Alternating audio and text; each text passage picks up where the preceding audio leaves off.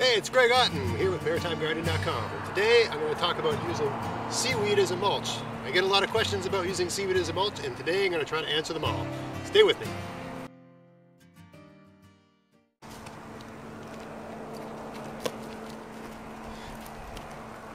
Alright, questions. Let's speak to the questions here. There's a nice bed of mulch. Pros with seaweed. Lots of nutrients, lots of minerals. It's got your nitrogen, it's got your potassium, got your phosphate, got your magnesium, and about 60 trace minerals based on my reading about this. So there's plenty of good stuff in there to benefit your soil.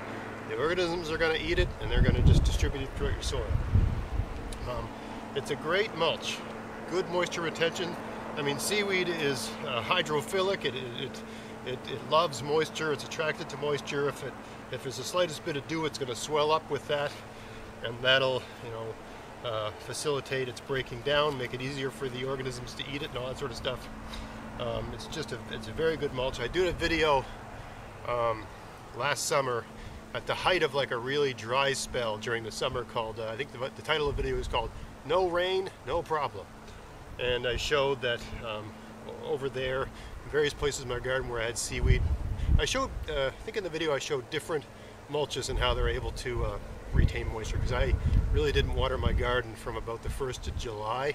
Basically, once all my seedlings are up and I could get a good 3-inch mulch around everything, I didn't turn the hose on. So that would be basically from some point in late June for the rest of the summer. I didn't bother watering anything, unless I was trying to start a seedling of some kind.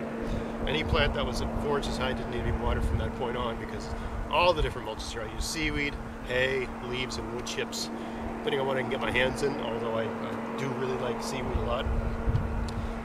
So it's a great mulch. It lasts a long time. So if you have a garden mulched with hay about 6 inches, or let's say you have a garden mulched with hay, and I'm in zone 6 here, and we don't have the hottest summer in the world, but other zone 6s do.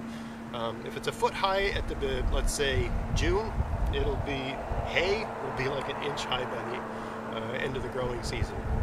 Seaweed seems to persist a little bit longer. It takes longer to break down, so you don't have to gather quite as much, quite as often. It's good for moisture retention. It's good for absorbing moisture. It's good for keeping your soil moist.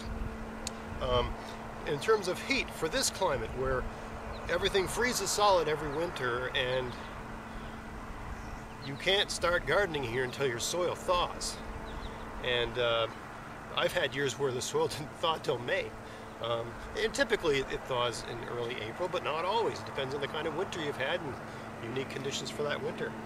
I've had years where there's been ice in the soil in the first week of May. The advantage of the seaweed compared to hay is the color, right? It's dark, and dark colors attract heat. So that's a real advantage. I don't think it's as insulative as hay. I think hay does a better job of holding heat in, because it's so much water in it. I mean, it's almost all, most of this is just water. It's kind of hollow, and it's got a lot of water in it. So I don't think it holds heat quite as well, but it attracts heat better than hay because it's dark. So a good combination, like in this bed here, I've got, I don't know how well this comes off in camera, but I've got just a light layer of seaweed to make it dark, but the next 3 inches is hay.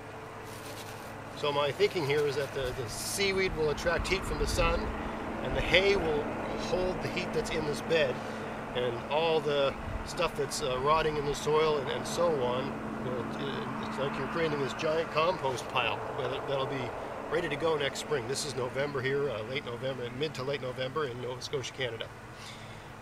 The other advantage of seaweed as compared to hay is that it doesn't have any seeds, or very few. I mean, if it's on the shore of a beach and that beach is near a field, it's going to have some seeds in it. I mean, people that say it has no seeds, that's not true. I mean, if it's near a place, if it's near anywhere where things are growing and there's wind, then there's going to be seeds in it. But there's going to be far fewer of the kinds of seeds that are going to germinate in your garden. A lot of the seeds that are in here are beach type plants that like those conditions. They might not like your lawn. I find that if I just used seaweed on a garden bed, it's far less weedy, Now it weighs more than hay, right? If you're carrying a bucket of this, man, you're getting a workout. You know, I went down to the beach a couple days ago and I got about 10 good-sized buckets of seaweed, and I was in it was a complete workout. What else? Myths about seaweed. I've read that slugs don't like seaweed and the flea beetles don't like seaweed. I've seen no evidence of that at all. Gardens that have slugs, if you have a slug problem in your garden and you put seaweed down, the slugs are going to crawl over the seaweed to get to your plants. I've never seen that. That's a myth. I would say it's a myth because I've never seen any evidence that it repels slugs or any other kind of pest for that matter. You know, it may ward off certain herbivores, but I even doubt that because it's got this, you know, most herbivores have an affinity for salt, and even though seaweed isn't very salty, it does have that sort of smell, and I honestly think most herbivores are probably drawn to it. If you live near the coast, in Nova Scotia, people that live near the coast that are in a wooded area, deer always come down to the shoreline to lick the rocks because they just love salt. So I don't really think it repels anything. I think if a bird sees something it likes, it's going to come down and get at it. I don't find birds to be that much of a problem anyway. Yeah, I don't think it repels slugs at all. I've read, oh, the edges are sharp and they don't like crawling over it and blah, blah, blah, blah, blah. I've seen no evidence of that at all. None. For that matter, I haven't really seen eggshells to stop slugs either. I've seen them crawl right over it, not my plants. What else? I've read in some websites that people say worms don't like seaweed. I've seen no evidence of that at all. When I've got a good heavy mulch of seaweed on, I'm not going to bother doing it. You're just going to have to trust me. But if I go around my garden here and start poking around in places where I got seaweed as a mulch, you're going to find the layer where the seaweed touches the soil. You're going to see worms there. They don't care about it at all. Number one question: what do you do about the salt? Do you put it on your driveway? Do you rinse it with the hose? Do you do this? Do you do that? No, I don't do any of that. I go to the shore. I usually go after a day there's been a good storm because it tends to push the seaweed further up the beach. So it's just easier to collect that way, and there's more of it, so you don't have to go all over the place looking for seaweed. It's all like in an area, in a 6x6 area, you can fill the back of a truck with seaweed. There's that much seaweed after a good storm. And I just get all the dead seaweed. In terms of salt, and then when I collect it, I just throw it straight on my garden. I don't bother doing anything. Now, most of the seaweed mulching I do in the fall. So any salt that is in the seaweed, it's going to attach itself to the rain and the snow, and it's going to be carried wherever that water goes. It's not like the ground or the soil in my garden is going to filter the salt out of the water. It doesn't work that way. Water goes down. It just keeps going down until it hits, something really hard and impermeable, and then it goes along that to the water table, if you understand how water works in a subterranean environment. So any rain that happens in the fall is going to collect that, whatever salt's there, and it's going to take it down and away from my garden. That said, there's not a lot of salt in seaweed. That smell, and the whole garden here, I just love the smell of seaweed, but that smell that you think is salt, that's really just all the minerals in the seaweed and the smell of it breaking down. It's a beautiful smell in my opinion. That's not the smell of salt. We just associate that with the ocean, so we associate that with salt. If you take a wheelbarrow full, and this is based on my calculations, and people can disagree with me, I've talked to biologists about this, most of what's in a seaweed, most of the seaweed is water. The weight of this seaweed is mostly water weight. The water that's in the seaweed is just H2O. It's not H2O, NaCl. There's no salt in the water that's in the seaweed. The water that's on the seaweed may or may not have salt water in it. It may or may not have salt in it. If it's from high up above the high tide line on the beach and it's been there for a number of days and the tide hasn't come up that high again and it's been rained on, it probably will have very little. But even if it just got pushed up on the beach and it's soaked, and so all the water that's attached to the seaweed is seawater, which is very little. I mean, it's not like I'd have to work really hard to squeeze water into this. Even then, that water, whatever water is there, if you had a wheelbarrow full of seaweed heaped up, the whole wheelbarrow might have a tablespoon of salt in it. It might, or less. And a tablespoon of salt, I mean, a wheelbarrow full will basically cover a garden like this, a 4x10 garden. A tablespoon of salt over a garden like this is not going to do much. And I've taken it, even at the height of growing season, when I planted my beans, the garden I was sitting in front of at the beginning of this video, when I planted my beans in that garden, it just had hay. And once the beans were about, I don't know, 7 inches high, I mulched the entire thing with seaweed straight from the beach. You know, from above the high tide line. I wasn't, you know, fishing it out of the water. It was up on the shore. I put it straight on there. It didn't affect the beans at all. The beans were being attacked by slugs, and the seaweed didn't stop the slugs at all. So that doesn't stop slugs. But yeah, you can put it straight on. I really don't find saltiness to be an issue. I hope that puts that to rest for people. Don't worry about that. I would check your local laws. And you know, don't collect live seaweed. I mean, the whole point of putting the seaweed in your garden is to, yes, to mulch and to keep the sun off your soil and to keep your soil moist and all that sort of stuff, so retain moisture levels. But also the purpose of the seaweed is to feed your soil. You want the seaweed to break down. So why would you get live seaweed? You want seaweed that's already dead because you want it to decompose. It needs to decompose to feed your soil. So aside from the fact that it's just easier to get dead seaweed, it's usually just shoved up on a pile on the beach closer to the road, so it's just 1,000 times. It's not like it's a quality thing. It's all good quality. I mean, seaweed dove has some, there's some plastic, little piece of plastic. There's trash in seaweed. I can look anywhere. This is very little seaweed. There's a piece of rope. I didn't just put these here as props for the video. They just happen to be here. You often find like those drinking straws, those bloody McDonald's straws. Look, there's a little piece of a plastic cup. Because people treat the ocean like a trash can, sadly enough. But that's not a big deal. You just pick it out and put it in your garbage, I guess.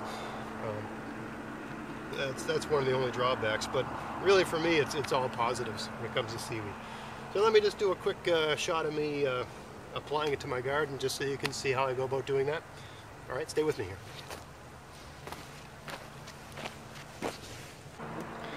All right, so here we have a section of my garden that was completely covered in seaweed last year. There's some greens growing here, or well, they're sort of done growing. There, a bit of lettuce and some Swiss chard. We've had a couple hard freezes a few nights this in November, and really everything's slowed right down, and I'm just going to harvest it and use it. Anyway, this was covered with about 4 or 5 inches of seaweed late last fall. Sorry for that noise in the background. There's some construction going on down the street. I don't know if you can hear that or not. That mulch held up all summer long. It's pretty much broken down now. There's very little of it left. Let's have a look. Bring it a little closer here and zoom in. Okay, let's zoom this in. Oh, I don't know how well you can tell here, but this is just dead Swiss chard. I know I can leave these in the ground and they'll come back, but they're going to come back to go to seed. So I should save these, but I don't want to grow Swiss chard here next spring.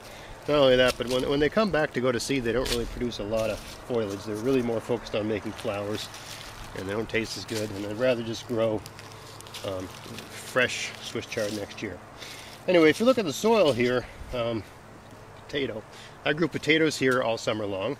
I only planted these greens as a fall crop. The seaweed's all but gone. Remember, this was that deep with seaweed, which is what I'm going to do today. And it's all gone, which means the organisms in that soil ate all of it. So that definitely benefited the soil if they ate that much. I just shoot a little footage of me pulling these weeds just to show how nice and soft these the seaweed kept my soil. I got to do this quick because I'm running a battery. But yeah, soil's nice and soft. No-till gardening here. I mean, I grew potatoes here, so I guess it did get tilled insofar as I dug up the potatoes. But I mean, this is loose soil, right? This is my kind of weeding. This is the way weeding should be, right? You just pull. And this is the only weeding I've done on this bed all year. I haven't done anything in here. I do my weeding. What little weeding I do in the fall. That is a deep root. That's a blackberry. I do my weeding in the fall when I apply my mulches. And it takes very little time. Almost no time at all. Because the soil is so soft, the weeds just come right out. When I have enough weeds gathered up, I'll bury them in trenches in my garden. I got another video on that. I don't know if that's going to be out before or after this one. But I know people are going to give me a hard time for pulling these spinach, but they're really done. They're done growing, and that's it. And I got plenty else. I've got others in other places in the garden. There's no point. All right, that's weeded. Now let's do the seaweed. So from that flower pot down, I've mulched with leaves. I find leaves to be incredibly sluggy, but from that point down, it's just like raspberries and asparagus. And I don't find it to be a problem there, so I use leaves there because I can get them for nothing on the side of the road. Well, I don't know what this box weighs. Oh, I'd say that's maybe 30 pounds. About that. It's not ridiculously heavy. Well, it depends on what you consider heavy. Anyway, I just dump it over. Sort of spread it out. It sort of comes out. It's like spaghetti, I guess. That hunk is actually frozen. It's a frozen chunk. Below freezing last night, so everything froze again. You get that much water in a box, it's going to freeze. And the great thing about this, as opposed to other things, is that it doesn't cost anything, so you can be very liberal with your application. I find it's good to wear a cotton glove or a wool glove when you're handling it. If you wear a rubber glove, it's kind of slippery, slimy stuff. And if you use your bare hands, they just get covered in all this gross purple gross sort of purpley slime. I'm sure it's probably very good for your skin, but still kind of gross. Of course, here I am handling with my hands. So there, for this little stretch of the garden, that mulching is done for the year. I do that piece over there and then I'm done. So these lettuce aren't too bad. They're not going to grow anymore, but I might harvest these, put them aside here. Use these for a salad tonight. Just break off the roots and throw them back in, let them rot. There's a blackberry. I've always got blackberries coming in from the perimeter here. It's just a perpetual situation. Got the roots. Salad there. The last of our lettuce. Alright, so that's ready to go. I missed the mark there a bit. Look at that, there's a piece of a tin can. Also, there's a ridiculous amount of little organisms in here. I don't know if you can see these dancing around in here.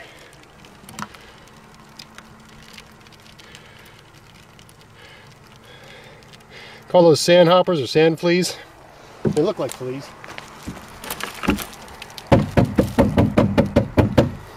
Anyway, they'll live for quite a while in this soil, but as soon as the cold temperatures hit, once it gets down in the minus, whatever, I expect the cold will completely kill them. And then what an incredible fertilizer they'll become. Those little sand fleas. basically seafood. You know, in the coastal areas like here, there's places where a lot of the soils here aren't very productive, and traditionally people here have used different kinds of fish products to fertilize their garden. My father used to bury fish guts in the garden. We did a lot of fishing offshore, and in places where they have things like capelin, there's like these tiny little smelt-like fish that just wash up on the beach when they spawn in the spring, I believe. People will dump truckloads of that on their garden and till it in. So I'm not tilling here, and I'm going a lot lower tech than that. But all those little sandhoppers, and I can see them dropping around here, they're all going to die, and they're going to become fertilizer. So that's good stuff. Anyway, I hope I hit on every single question people have asked me. I hope I've missed anything. If I have, just put a comment in the comment section. I'll try to get to you as soon as I can. If you live in a coastal area and you have access to seaweed and it's within your local laws to get to collect it, I use the dead stuff.